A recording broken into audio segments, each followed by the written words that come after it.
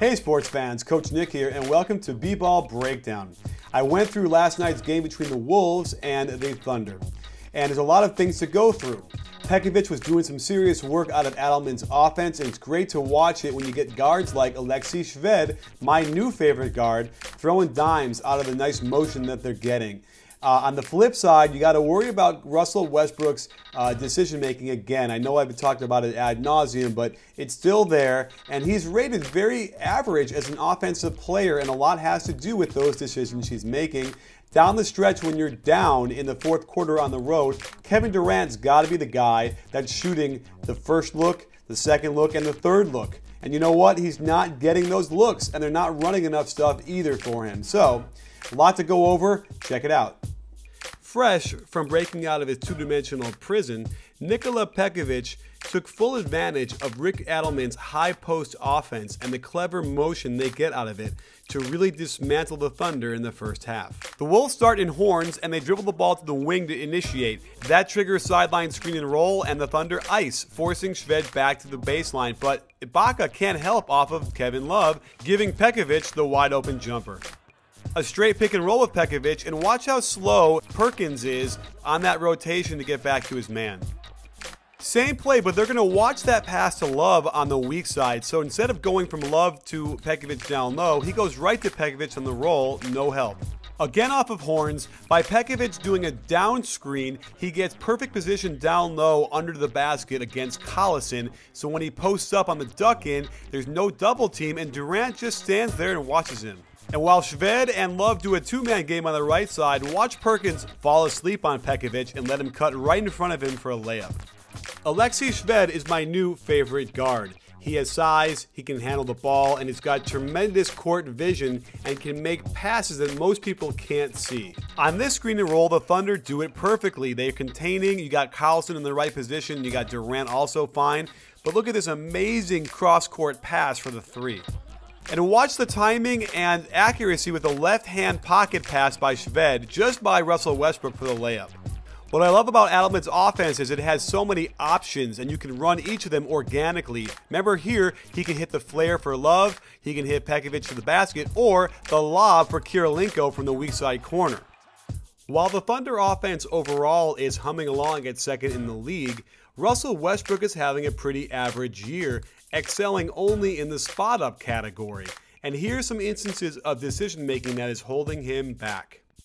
Down by 14 in the first, not a bad decision by Russ to go to the hoop, but he jumps off the left foot and tries to shoot it with the left hand, and that misses. Down 11 now, he tries a step-back jumper instead of a straight pull-up and make it a little bit harder. And on the miss, the beat doesn't get back, and there's a beautiful outlet by Kevin Love for the layup and goaltend. Later down 13, he's just going too fast. Off the left foot, tries again to shoot the left hand, and it gets blocked. They're down by 11. Russ is a 30% shooter from 3, and he settles for it instead of that really good one-dribble pull-up that he should take. JJ Barea is finally getting healthy, and he went off in a stretch in the fourth quarter that pretty much decided this game. He's extremely exciting and has some Nash kind of shot-making ability, and if he can play at this level, the Timberwolves will be really tough to beat. Long rebounds tend to get rebounded by the offense again, not much the defense can do, but here, Russ could easily switch with Collison, but doesn't, leaving an ISO situation, and Barea does the right thing by backing him down and pulling up for the easy 20-footer. Because the Thunder are willing to switch on pick and rolls, you'll see Russell Westbrook stuck on Pekovic, and now they're going to be forced to have to rotate and help a lot more than they would have. Here you'll see Kirilenko also compress the defense, beautiful weak side screen, and a perfect pass by Rubio. Just look at that lob pass. On the numbers, perfect timing. How can he miss? Barea is feeling it, and instead of forcing him baseline and putting pressure, Reggie Jackson steps off, gets stuck behind that screen, and he gets a shot. And when you're home and the defense has let you get comfortable when you've hit a couple, shots like this go down more often.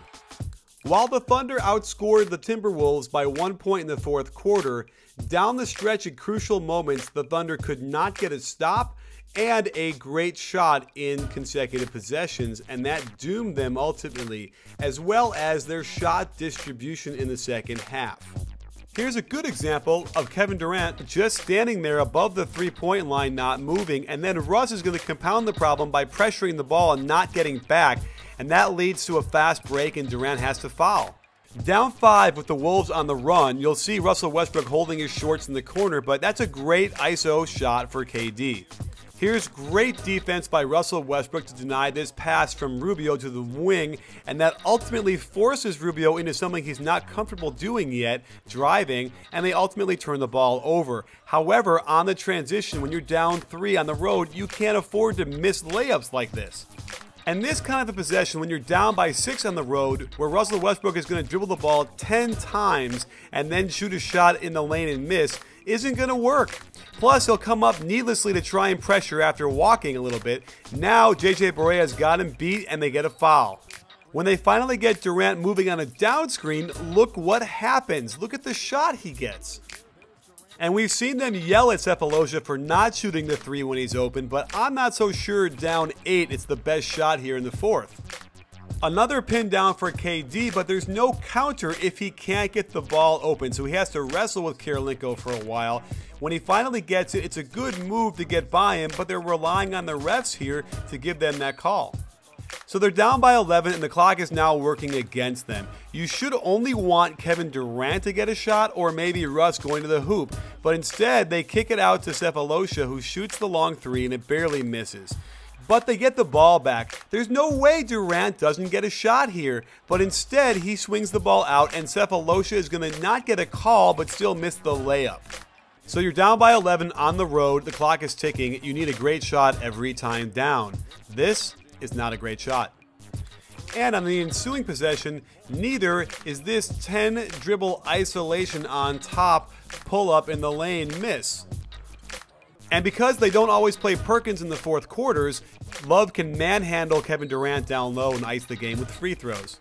So there you have it, sports fans. Lots to be hopeful for in Minnesota as they finally have Rubio back and Love healthy and Barea and Kirilenko.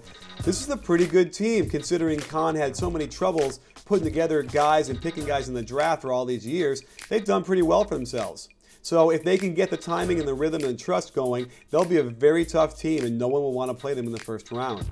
The Thunder, on the other hand, were bound for a bad game after all those wins in a row, but that decision-making by Russell Westbrook is the thing that might hold them back from beating that 1 or 2 teams that are really going to be top-notch in the Western Conference Finals or the NBA Finals.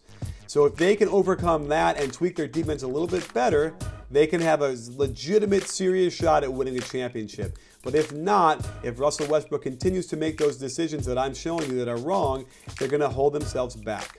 Well, thanks for joining us. Don't forget to get in the conversation. And then lots more coming up the rest of this week and the rest of this year. Because at B-Ball Breakdown, we're not a channel. We're a conversation. You in?